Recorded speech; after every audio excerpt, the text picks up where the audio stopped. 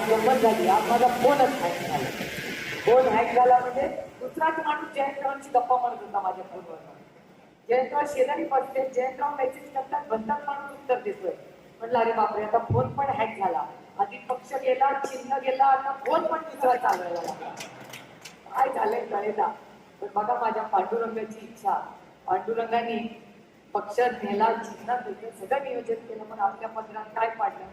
तुतारी वाजवणारा माणूस. कारण का आता बघा ना, आता वेळ आपण इथे नाही बघत, वेळ आपण फोन मध्ये बघतो, फोन मध्ये सगळं कळायला लागलं. त्याच्यामुळे याची गरजच नाही राहिली. आता बघा किती वाजले, वगैरे किती वाजले, अरे फोन चेक कर रे. झालंय की नाही तसं, सगळंच फोनवर आपलं आयुष्य झालं.